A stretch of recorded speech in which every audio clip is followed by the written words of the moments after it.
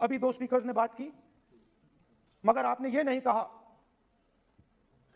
कि रोजगार ढूंढने के लिए उत्तर प्रदेश में, बिहार में रेलवे की नौकरी के लिए वहां पे युवाओं ने क्या किया और क्या हुआ, इसके बारे में आपने नहीं बोला।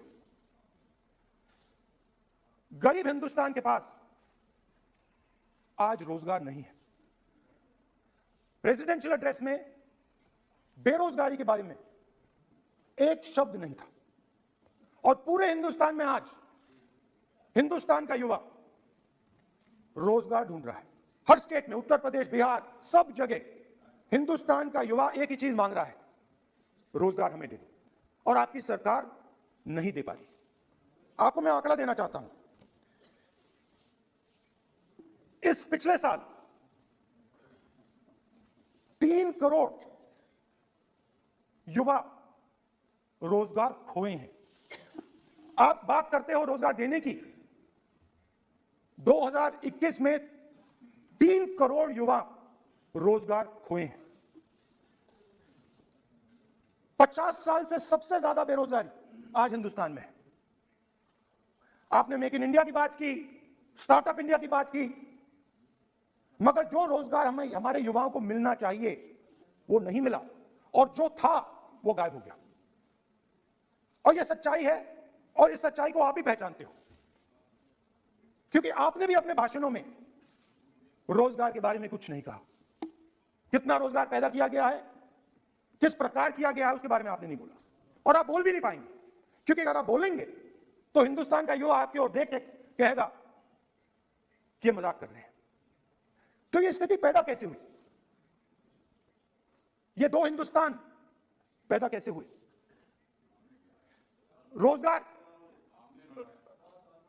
रोजगार स्मॉल और मीडियम इंडस्ट्री और जो हमारा इनफॉर्मल सेक्टर है उधर बनता है। लाखों करोड़ रुपया आपने उनसे छीनकर हिंदुस्तान के सबसे बड़े अरबपतियों को दिलवा दिया। आपने पिछले 7 साल में अनऑर्गेनाइज्ड सेक्टर और स्मॉल और मीडियम इंडस्ट्री पर एक के बाद एक आक्रमण किया है। 7 की कर रहा हूं मैं, 60 की भी करूंगा मैं अपने भाषण में अंत में 60 साल की बात करूंगा आपको खुश करने के लिए। आप ठहर जाइए। मगर असंगठित जो सेक्टर है उस पर आपने आक्रमण किया। कैसे किया? नोटबंदी, गलत जीएसटी और कोरोना के समय जो सपोर्ट उनको देना था आपने नहीं दिया। नतीजा क्या हुआ? नतीजा यह हुआ कि आज 84% हिंदुस्तान के लोगों की आमदनी घटी है, और वो तेजी से गरीबी की ओर बढ़ रहे हैं। यूपीए की सरकार ने, आपने पूछा 60 साल की बात आपने कही, यूपीए की सरकार ने 23 करोड़ लोगों को गरीबी से निकाला था 10 साल में। हमारा आंकड़ा नहीं है, यह सच्चा आंकड़ा है। 27 करोड़ लोगों को हमने गरीबी से निकाला था, और 23 करोड़ लोगों को आपने गरीबी में वापस डाल दिया। और हो क्या रहा है? फॉर्मल सेक्टर में मोनोपोलीज बन रही हैं। किसी भी आप सेक्टर में देखिए, और सबसे 2 मोनोपोलिस्ट के बारे में थोड़ा सा बोलूंगा। उसको वो कोरोना के समय अलग अलग वेरिएंट्स आते हैं ना, डेल्टा, ओमिक्रॉन,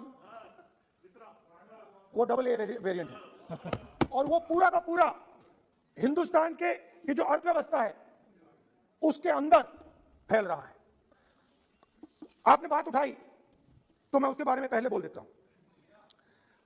एक व्यक्ति को, नाम नहीं लूंगा, एक व्यक्ति को हिंदुस्तान के सब पोर्ट्स, हिंदुस्तान के सब airport, power, transmission, mining, green energy, gas distribution, edible oil, जो भी हिंदुस्तान में होता है उधर अदानी जी दिखाई देते हैं।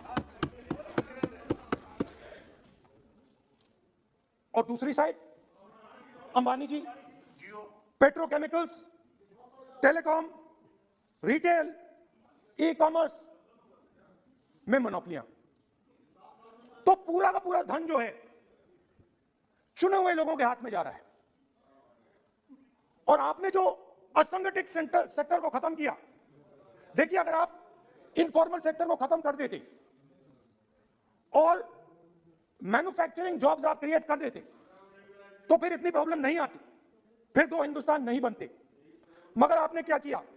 आपने असंगठित सेक्टर को खत्म कर दिया। नोटबंदी, जीएसटी, कोरोना, सारे के सारे जो स्मॉल और मीडियम बिजनेस है उनको आपने बंद कर दिया। बोलने दीजिए। सारे के सारे जो स्मॉल एंड मीडियम इंडस्ट्री है आपने उसको खत्म कर दिया, नष्ट कर दिया। अगर आप उनकी मदद करते और अगर आप उनकी मदद करते, उनको सपोर्ट देते, तो फिर मैन्युफैक्चरिंग सेक्टर तैयार हो सकता था। मगर जो लोग आपका मैन्युफैक्चरिंग सेक्टर बना सकते थे उनको आपने खत्म कर दिया। तो आज हिंदुस्तान में आप मेड इन इंडिया की बात करते रहते हो। मेड इन इंडिया हो ही नहीं सकता। आज बात खत्म हो गई है, क्योंकि मेड इन इंडिया वाले हैं कौन? मेड इन इंडिया वाले स्मॉल मीडियम वाले हैं, उनको आपने खत्म कर दिया। मेड इन इंडिया वाले कौन है? असंगठित लोग हैं, उनको आपने खत्म कर दिया, हटा दिया, परे कर दिया। मेड इन इंडिया नहीं होने वाला है।